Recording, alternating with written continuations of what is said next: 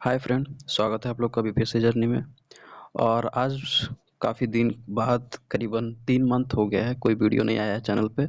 तो उसका भी कोई एक रीज़न था फ्रेंड, मैं उस चीज़ के आपको बताऊंगा स्पेशली। तो खैर इस वीडियो का यही मकसद है कि आज एक नया चीज़ आपके साथ शेयर करना चाहूँगा। जैसे कि बीपीएससी हो या फिर यूपीएससी हो, कुछ इम्पोर्टेंट चैप्टर होते हैं एनसीईआरटी में। आज मैं एनसीईआरटी का ही डिस्कस करने जा रहा हूँ कि कौन सा इम्पोर्टेंट चैप्टर बहुत ही ज़्यादा हमें थोड़ा ध्यान देना चाहिए। जैसे मैं आज ज्योग्राफी का बात करूँगा, तो ज्योग्राफी में 6 टू 12 तो आपको पढ़ना ही है। अगर अगर नहीं पढ़ पाते हैं, चाहे कुछ ऐसा होता है कि रिवीजन पर्पज़ के लिए अगर आप पढ़े भी हैं, तो कौन सा चैप्टर पे हमें ज़्यादा फोकस करना चाहिए, आज मैं वही डिस्कस करूँगा आपके साथ। तो चलते हैं क्लास 6 का द अर्थ आवर हैबिटेट में। तो यहाँ पर आप लोग जैसा जानते ही होंगे कि अर्थ का बेसिक अगर कोई एवरेज स्टूडेंट भी होगा तो क्लास 6 तो पढ़ा ही होगा। फिर भी मैं उसको रिकमेंड करूँगा कि एक बार अपना सोलर सिस्टम, लॉन्गिट्यूड, लैटिट्यूड, अर्थ का जो भी है आप ध्यान दे लीजिए उस पे। मैप आप स्किप कर सकते हैं, मैप का कोई दिक्कत नहीं है उधर पे। फिर उसके बाद लास्ट चैप्टर है India climate and vegetation and life. मैं एक बार फिर से बोल देता हूँ, चैप्टर 1, 2, 3 आप कर सकते हो और चैप्टर 8 आप कर सकते हो क्लास 6 के लिए। सेम अगर ज्योग्राफी का next chapter, next class, class 7 our environment की बात करें, तो आपको रिवीजन के बेस पे आपको कौन सा पढ़ना चाहिए? तो inside of earth, changing of earth, natural vegetation and wild life chapter 6। और चैप्टर 8 भी आप देख सकते हो, क्योंकि उसमें भी बहुत कन्फ्यूजन होता है ट्रॉपिकल सब ट्रॉपिकल रीजन को पता करने में। खास करके जब चैप्टर क्लाइमेट से रिलेटेड कोई ऐसा चैप्टर आता है तो उसमें बहुत प्रॉब्लम होती है। तो आप चैप्टर 7 भी स्किप कर सकते हो, उसमें कोई ज़्यादा पढ़ने का नहीं है। ट्रांसपोर्ट कम्युनिकेशन बेसिक आपको पता ही होता है, एज अ रिविजन पर्पज़ के लिए आप देख सकते हो। तो मैं एक बार फिर से बोलता हूँ, चैप्टर 1, 2, 3, 6 एंड आप 8 और 9 दोनों कर सकते हो। तो ये रहा 7 का। अब देखते हैं आगे का क्या है। चैप्टर 8 है रिसोर्सेज एंड डेवलपमेंट। तो मैं इसमें इम्पोर्टेंट चैप्टर आपको बता देता हूँ। बात करें क्लास 8 ज्योग्राफी का, तो रिसोर्सेज एंड डेवलपमेंट। तो इसमें आप देख सकते हो फ्रेंड कि रिसोर्सेज आपको देखना होगा। रिसोर्सेज जो चैप्टर 1 में है, तो आपको यहाँ से आपको बेसिक नॉलेज आपको मिल जाएगा। और सारा पार्ट करने के बाद आप इसका टिक द करेक्ट ऑप्शन जितना भी है, और ये जो बॉक्स में दिया होता है ये सारी चीज़ें, उसे आप एक बार ज़रूर पढ़ लें।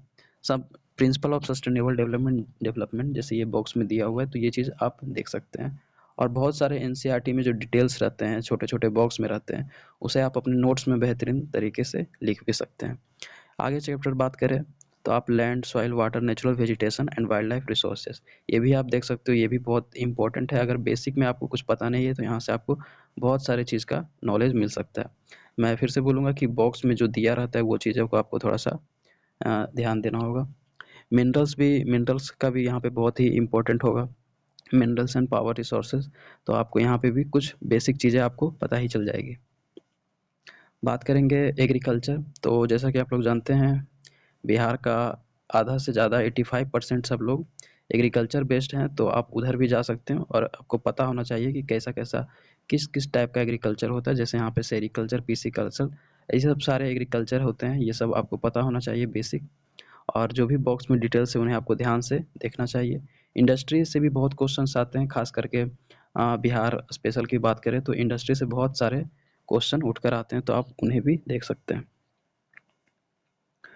अब बात करते हैं इंडस्ट्री के बाद ह्यूमन रिसोर्सेज। तो अगर आप ये रिसोर्सेज कंप्लीट कर लेते हो तो उसकी ज़रूरत नहीं पड़ती है। तो मैं तो बोलूँगा 1 से 5 तक आप फास्ट रिवीजन कर सकते हो, बुक भी रीड कर सकते हो, सबसे बेहतरीन होगा।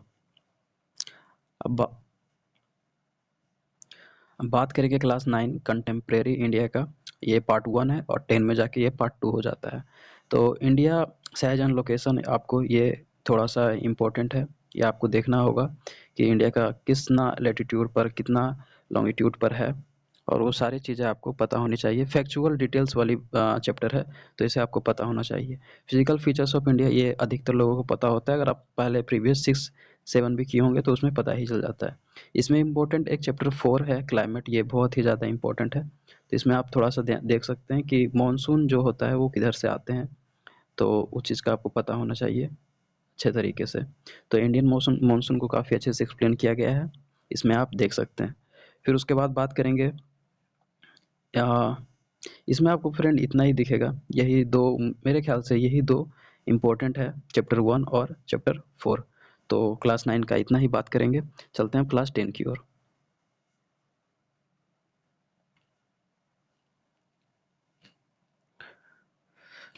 क्लास 10 में फ्रेंड आपको रिसोर्सेज एंड डेवलपमेंट ये आपको पढ़ना पड़ेगा, क्योंकि इसमें बहुत सारे आपको डिटेल्स मिलेंगे जो आगे जाके लिंक करेंगे आपके जो होते हैं कंपटीशन वाले किताबों में। तो यहाँ से आपको बेसिक बहुत सारी चीज़ें आपको पता चल जाएगी। तो ये चैप्टर 1 भी आपको देखना होगा। Forest and wild life resources ये भी आपको देखना होगा, क्योंकि कहीं न कहीं ज्योग्राफी जो सब्जेक्ट है वो अधिकतर सब्जेक्ट से लिंक करता है। तो जैसे मैं बिहार स्पेशल की बात करूँ, तो अगर आपको वाइल्ड लाइफ के बारे में कुछ पता होगा, तो कहीं न कहीं जब आप बिहार जो एज़ अ ज्योग्राफी जब पढ़िएगा, तो वहाँ से आप लिंक कर पाइएगा इस चीज़ को। तो आपको बहुत बहुत ही ज़्यादा बेनिफिट होगी। और भी चैप्टर्स हैं जैसे मिनरल्स एंड एनर्जी रिसोर्सेज, तो मैं इसके लिए भी सेम बोलूँगा कि ये चीज़ भी आपको बहुत ही ज़्यादा फ्रूटफुल साबित ही होगी। अब बात करते हैं मैन्युफैक्चरिंग इंडस्ट्री की और लाइफलाइंस ऑफ नेशनल इकोनॉमी। ये दोनों भी चैप्टर बहुत ही इम्पोर्टेंट है, तो आप इसे भी स्किप ना करें। तो अगर मैं बता दूं कौन कौन सा है, एक लाइफलाइंस ऑफ नेशनल इकोनॉमी, इनको भी आपको देखना ही होगा।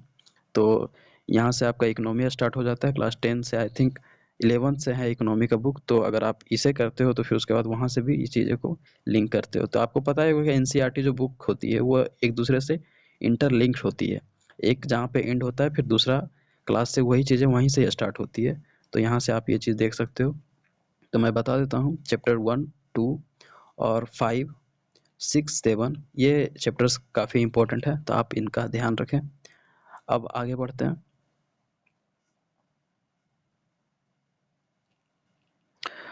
अब 11th की बात करें फ्रेंड, तो यहाँ से सारा गेम स्टार्ट होता है। मैं तो बोलूँगा 11th में जो 2 बुक है, फंडामेंटल ऑफ फिजिकल ज्योग्राफी और एक फिजिकल इन्वायरमेंट। तो पहले फंडामेंटल ऑफ फिजिकल ज्योग्राफी का बात करते हैं। तो मैं आपको एक ही सजेशन दूंगा कि इसका जितना भी टॉपिक है, जितना भी चैप्टर है, ये सारे आपके लिए इम्पोर्टेंट है, चाहे वो शुरू से लेके जैसे 16 चैप्टर हैं तो 16 चैप्टर ही आपको पढ़ना होगा, क्योंकि 11th और 12th ये दोनों काफ़ी ज़्यादा ही इम्पोर्टेंट होते हैं। अगर आप 1 से 10 तक कुछ चैप्टर स्किप भी करते हो तो चलता है, पर अगर आप एनसीईआरटी में एक कुछ आपको एवरेज पता नहीं है, आप न्यू स्टूडेंट हो, आप एवरेज स्टूडेंट हो, तो आपको 11th-12th स्किप नहीं करना चाहिए। जैसे चैप्टर की बात कर लें तो ज्योग्राफी एज अ डिसिप्लिन में आपको ज्योग्राफी का नेचर बताया जाएगा कि ज्योग्राफी जो है, यहाँ पे आपको बताया जाएगा कि ज्योग्राफी जो सब्जेक्ट है वो कैसे किसी और सब्जेक्ट से इंटर कनेक्टेड है। ओरिजिन ऑफ अर्थ बताया जाएगा, अर्थ का जो भी ओरिजिन था, इंटीरियर दिखाया जाएगा अर्थ का, ओशियन कॉन्टिनेंट है, यहाँ पे मिनरल है, फिर जियोमॉर्फिक प्रोसेसेस क्या होता है, ये चीज़ सारे आपको 11th के बुक में मिल जाएंगे। लैंडफॉर्म ऑफ देयर इवोल्यूशन, जो आपका लैंडफॉर्म है स्थलाकृति और उसका इवोल्यूशन कैसे होता है। Composition of structure, atmosphere, atmosphere में कितने सारे कंपोजिशन होते हैं, लिथोस्फेयर जो भी होते हैं सारे आपको, सॉरी लिथोस्फेयर नहीं, एटमॉस्फेयर में जो भी होते हैं, ट्रोपोस्फेयर, मेसोस्फेयर और आयनोस्फेयर, वो सारे आपको डिटेल्स में यहाँ मिलते हैं। क्योंकि देखिएगा आप एक चीज़ कि क्लास 6-7 में जब आप एटमॉस्फेयर जब पढ़िएगा तो वहाँ पे आपको कुछ 4 ही लेयर मिलते हैं, पर यहाँ पर उनसे भी ज़्यादा आपको मिलेंगे। आपको पता चलेगा कि एटमॉस्फेयर को और अच्छे तरीके से कैसे पढ़ते हैं। तो यहाँ पर आपको सारी वो चीज़ें आपको मिलेगी। जैसे देखिए यहाँ पे ट्रोपोस्फेयर है, स्ट्रेटोस्फेयर है, स्ट्रेटोस्पॉज है, मेसोस्फेयर है, थर्मोस्फेयर, और इसे डिटेल्स में आपको ये चीज़ें मिलेगी। मैं टीचर भी रिकमेंड कर दिया हूँ, मैग्नेट ब्रेन से आप देख सकते हैं जाके दिगराज सर का। अगर आपके पास टाइम है, इनफ टाइम है, तो सारे लेक्चर 1-1, 2-2 घंटे का है, तो आप देख सकते हैं वो सब सारी चीज़ें। वाटर इन एटमॉस्फेयर में एक भी चैप्टर वाटर का पढ़ने नहीं बोला था पहले। जैसे क्लास 1 से 10 तक मैंने वाटर का कोई चैप्टर नहीं बोला, पर मैं 11th में आकर बोलूँगा कि आप इसे जब पढ़िएगा तो समझ लीजिएगा। अगर बैकग्राउंड भी आप नहीं भी पढ़े होते हो तो ये चीज़ आपको समझ में आ ही जाएगी। और भी सारे चैप्टर हैं जैसे बायोडाइवर्सिटी एंड कंजर्वेशन। तो जो भी बायोडाइवर्सिटी है और उसको किस तरह से कंजर्वेशन करके यूटिलाइज हम लोग करते हैं, तो ये चैप्टर भी काफ़ी इम्पोर्टेंट है। अब 11th में जैसा मैंने आपको पहले ही बताया कि सारे चैप्टर इम्पोर्टेंट है, तो आप इसे कोई भी स्किप ना करें। मैंने बस ओवरव्यू दिया है ऊपर से कुछ, मगर मेरे से मिस्टेक होगा तो आप मुझे कमेंट बॉक्स पे कुछ भी टाइप करके बता सकते हैं। अब बात करते हैं 11th का। मैंने जैसे भी बताया कि 2 बुक हैं, एक फंडामेंटल ऑफ फिजिकल ज्योग्राफी और एक फिजिकल इन्वायरमेंट ही बुक है। उस यहाँ पर भी आपको फिजिकल ही चीज़ें बताई जाएगी, पर सारी चीज़ें सेंटर पॉइंट पे इंडिया होगी और इंडिया को एज अ रेफरेंस में बताया जाएगा। तो यहाँ पे आपको इंडिया के सारे डिटेल्स आपको मिलेंगे। तो इसमें भी मैं बोलूँगा सारे चैप्टर इंपॉर्टेंट है। जैसे इंडिया का लोकेशन आप बचपन से पढ़ते आ रहे हो, जैसे कि क्लास 6 से भी स्टार्ट होता है इंडिया से ही, तो वो चीज़ें आपको ध्यान रखना होगा। ये फिर उसके बाद स्ट्रक्चर ऑफ फिजियोग्राफी, किस तरह से डिवीज़न है सारे जो जितने भी फिजियोग्राफी हैं इंडिया में, जैसे कि हिमालय हो गया, पेनिनसुलर ब्लॉक हो गया, जितना भी ब्लॉक है वो सब सारे किस तरीके से डिवाइडेड है, सारे आपको यहाँ पे मिल जाएंगे। फिर उसके बाद आते हैं ड्रेनेज सिस्टम में, तो आपको जितना भी नदी तंत्र जो भी है वो चीज़ आपको यहाँ पे मिल जाएंगे। क्लाइमेट चैप्टर भी बहुत ही ज़्यादा इम्पोर्टेंट है, तो आप इसे भी स्किप ना करें। नेचुरल वेजिटेशन ये भी ज़रूरी है, तो आप इन्हें भी ध्यान दे सकते हैं। बात करेंगे आगे, तो जैसे कि चैप्टर 4 जो है क्लाइमेट, तो क्लाइमेट का चैप्टर 4 आपको बहुत ही ज़्यादा इम्पोर्टेंट है।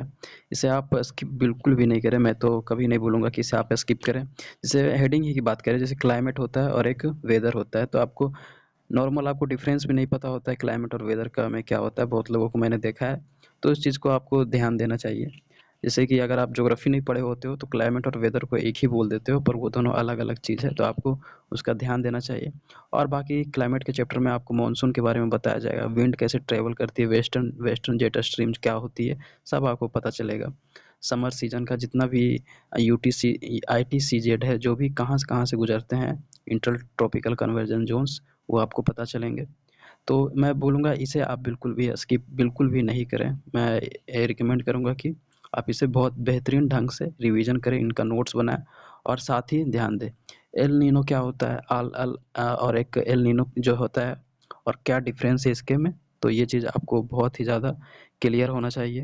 हालाँकि ये सारे चीज़ टॉपिक मुझे भी कन्फ्यूज़ करती है, खैर उसकी बात नहीं है, पर आपको भी इस चीज़ का ध्यान देना चाहिए। अब बात करते हैं आगे के कुछ चैप्टर की।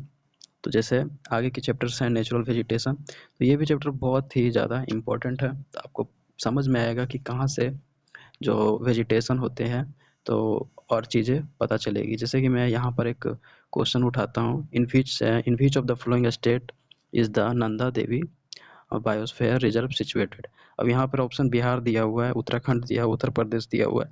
तो आप कहीं बिहार के फ्लो में या बीपीएससी के पेपर में आप ऐसा सोच भी नहीं सकते कि अगर ऑप्शन में बिहार दिया रहेगा तो आप बिहार मार के चले आइएगा, पर आंसर इसका उत्तराखंड होगा।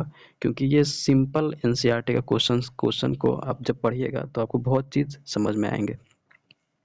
और बात करें तो ये चैप्टर काफ़ी ज़्यादा इम्पोर्टेंट होते हैं, जैसे कि एक क्लाइमेट का होता है, आपको पता चलेगा आगे जब इसको पढ़िएगा तब। बात करते हैं आगे के चैप्टर का, सॉइल हो गया, फिर natural hazard and disaster. Soil में आपको बहुत सारे सॉइल का प्रोफाइल आपको पता चलेगा कि कितने टाइप के सॉइल होते हैं, और सारे ये इंडिया के सॉइल के बारे में आपको पता चलेगा कि नॉर्दर्न प्लेन में किस तरह से है, दक्कन प्लेट्यू में कैसा सॉइल पाया जाता है, और वेस्टर्न घाट ईस्टर्न घाट इस जगह पे कैसे कैसे सॉइल आते हैं। तो ये सारे सॉइल प्रोफाइल आपको इंडिया के सेंटर पॉइंट ऑफ व्यू से बताया जाएगा। नेचुरल हजार्ड एंड डिजास्टर क्या होते हैं आपको पता चलेंगे कि क्या होता है। अब आगे की बात करते हैं। तो जैसा कि मैंने बताया कि 11th और जो 12th है काफ़ी इम्पोर्टेंट है। तो 11th में मैं बता दूं, 11th में फिजिकल इन्वायरमेंट देखा जाता है, पर 12th में जब आते हैं तो ह्यूमन को एज अ ज्योग्राफी देखा जाता है। तो इस चीज़ को आप इंटर रिलेट कर सकते हैं, पर 11th फिजिकल फीचर्स पे काम करती है और 12th में physic geography as a human के रिसोर्सेज पे काम देखा जाता है, ह्यूमन के पॉइंट ऑफ व्यू से देखा जाता है। बात करें class 12th fundamental of human geography का, बुक 1 का, तो यहाँ पे पहला चैप्टर है human geography nature and scope. यहाँ पे ज्योग्राफी को एज अ इंसान से कंपेयर किया जाता है कि किस तरीके से बदलाव आते हैं। शुरू में जो है नेचर ताकतवर होते हैं, फिर बाद में ह्यूमन ताकतवर हो जाते हैं। एज एक ज्योग्राफी के पॉइंट ऑफ व्यू से दिखाया जाता है कि टेक्नोलॉजी जब बढ़ती है तो किस तरीके से ज्योग्राफी में चेंजेस आते हैं, और ह्यूमन किस तरीके से ज्योग्राफी को एज अ नेचर को किस तरीके से तोड़ मरोड़ कर उसे पेश करते हैं। तो यहाँ पे naturalisation humans and humanisation of nature, ये सारे जो हैं एक टॉपिक है ये, फैक्चुअल डिटेल्स तो नहीं बोलूँगा मैं, ये कॉन्सेप्ट वाला चैप्टर है। तो चैप्टर 1 को आप गहराई से पढ़ें, काफ़ी लेंदी होगा, काफ़ी अलग आपको फ़ील होगा, पर जब ये चैप्टर आप कर लेंगे तो आपको बहुत सारी चीज़ें आपको पता चलेगी। और बाकी चैप्टर जैसे हैं डिस्ट्रीब्यूशन डेंसिटी, ये सारे फैक्ट वाले को चैप्टर हैं, तो इनको भी देखना आपको ज़रूरी है। पॉपुलेशन कंपोजिशन आपको देखना होगा, human development, primary activity, secondary activity क्या होती है, टर्सरी, और जितना भी है इंटरनेशनल ट्रेड, ह्यूमन का सेटलमेंट कैसा होता है कि राजस्थान के इलाके में लोग किस तरीके से सेटलमेंट से रहते हैं, ये चीज़ें आपको पता चलेगी इन चैप्टर से। तो मैं आपको बस ये अवेयर करना चाहता हूँ कि किस तरीके से सारे एनसीईआरटी के चैप्टर कितने ही इम्पोर्टेंट है, और कितने सारे बुक अगर आप एनसीईआरटी पढ़ लेते हो तो आपको पढ़ने का ज़रूरत भी नहीं पड़ता है। खैर अब लास्ट टॉपिक का बात करते हैं, क्लास 12th का इंडिया पीपल एंड इकोनॉमी। ये भी बहुत ही ज़्यादा इम्पोर्टेंट है आपके पॉइंट ऑफ व्यू से, मेरे या फिर क्वेश्चन के पॉइंट ऑफ व्यू से, कि और जैसे चैप्टर की बात कर ले पहले, तो population distribution density growth and composition, ये सेम है, इंटर रिलेटेड है चैप्टर है, तो आपको इसका ध्यान देना होगा। माइग्रेशन भी है, ह्यूमन डेवलपमेंट भी है, ह्यूमन सेटलमेंट भी है, land resources and agriculture, water resources, minerals and manufacturing industry, ये सारे आपको इंडिया के पॉइंट ऑफ व्यू से मिलेंगे यहाँ पे। जैसे देखिए इंडिया पीपल एंड इकोनॉमी, आप सारी चीज़ें पढ़ोगे भी तो आपको पता भी होगा ह्यूमन डेवलपमेंट क्या होता है, ह्यूमन सेटलमेंट क्या होता है, पर सारी चीज़ें आपको इंडिया के पॉइंट ऑफ व्यू से पढ़ेंगे। तो बस मैं ये बताना चाह रहा था इस वीडियो से कि कितने ज़्यादा इम्पोर्टेंट होते हैं। एक सिंपल मैं अभी ज्योग्राफी का वीडियो बनाया हूँ, करीबन 20 मिनट का वीडियो बन गया है एक्सप्लेन करने में आपको, कि मैंने टॉपिक आपको बताया कि कितना ज़्यादा इम्पोर्टेंस होता है। तो खैर अब आज का वीडियो यहीं तक रहने देते हैं। जैसे कि मैंने ज्योग्राफी का बताया, मैं सारे सब्जेक्ट का बता दूंगा जैसे जैसे मेरे पास होगा टाइम। और इसके आपके एग्ज़ाम के लिए बेस्ट ऑफ लक, आप अगर आप तैयारी कर रहे हैं तो उसके लिए बेस्ट ऑफ लक। और जो चैनल पर आए हैं चैनल को सब्सक्राइब कर लें, और पसंद आए तो वीडियो को लाइक भी करें। मिलते हैं किसी और टॉपिक में। Thank you.